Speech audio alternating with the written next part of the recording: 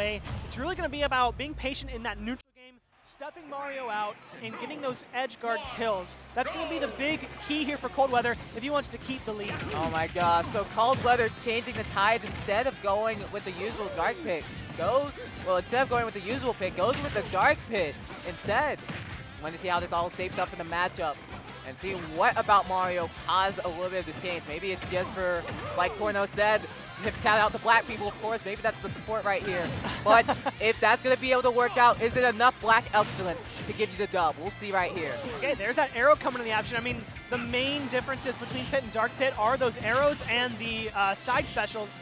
Almost had the call out. It maybe fell off with the neutral or the gimp, but didn't get it just yet. It's actually a close first stock. You know, Coldweather definitely holding their own. Yep, you saw that neutral air again we were talking about earlier. Very solid out shield option, but now no jump is gonna be on there. Goes for the cape and reverses the direction of the power flight.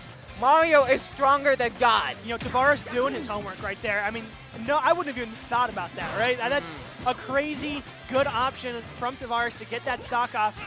Very low risk, high reward.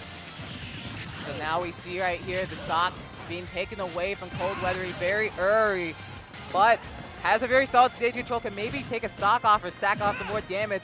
However, goes on for a very antsy hip attack right now. Up B as well, is that gonna take the stock? Oh my goodness. Tavares there, just stacking that damage up, able to take the stock off with a quick, easy bake Mario combo. Oh my gosh, goes for the double fair as well, but not able to get it just yet.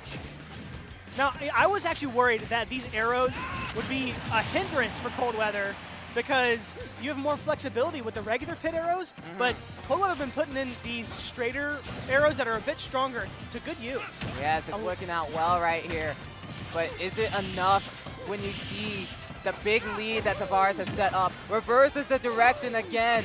Okay. Goes forward there, no jump, no jump. Great weight there from Coldweather. Tavares not able to get the stock, but still keeping Coldweather off the stage. Now.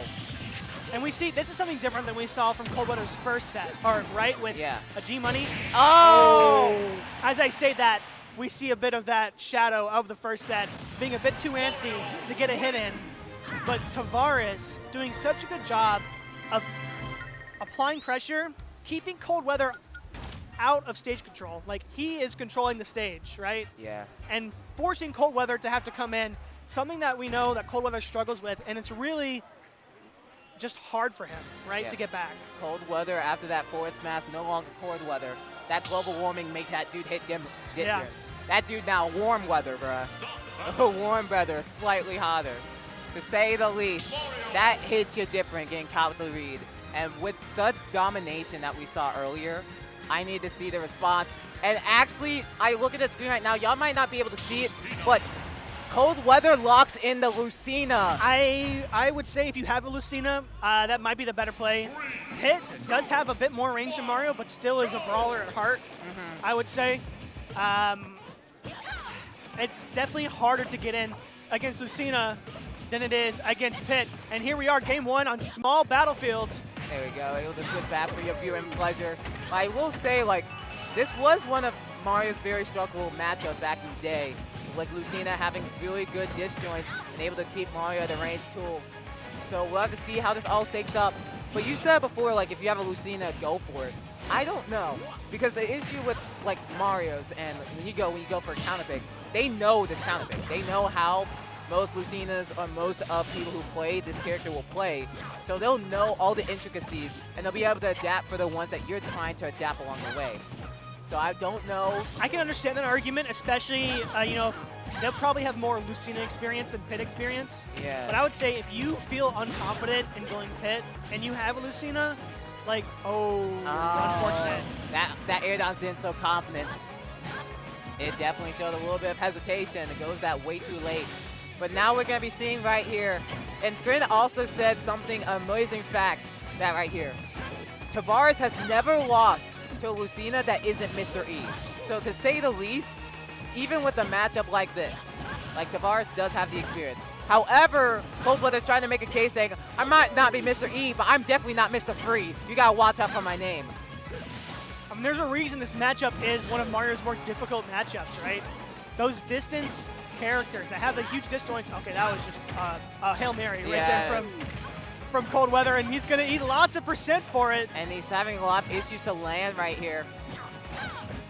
And that's something that you maybe take for granted as KiT. KiT actually has a really good job of landing because of the multiple jumps and those big aerials, right? And I think maybe Coldweather wasn't, using those to the best of his ability. He was always using KiT's mobility instead of to escape danger to sort of try. Oh my goodness! What a amazing setup from the edge guard. Reacts to the air dodge, reacts to the high recovery for Coldweather, and then finishes off with a second backer at the fireball. Dude, it's reeled in and is already up 3 stocks to 1 to move on into potential winners finals of this pool. Yeah, this is looking really tough here for Coldweather. Tavares just kind of running a class on what to do in the matchup, put this pressure on, make it hard for them to land. And I think that might be something too, like if you main a character that, lands very well, switching to, Lucina, who maybe doesn't have that, ability, can be difficult. Finally able to get the stock though. Yes, but isn't enough right here. A full 2 stocks right here on Tavares. And is covering above a lot of the stage. Look for the back air. Oh no, misses the ledge. The camera not helping Coldweather at all. Oh, but gets the get up attack, so no JB3 at least. But is it enough to maybe not get the freshman 40? It's gonna be a big, difficult spot. Can Coldweather find them ways back into it? Up smash not gonna be able to do it just yet. Yeah, one more wheel though. Oh, calls out the jump too. Almost getting sniped, but goes way too low. Severe, too much for Coldweather. And Tavares with a swift 2-0 in dominating fashion. Yeah, I feel like that's probably been his whole pool, right? I mean, he's now in winners finals, going to be playing against Pajarito.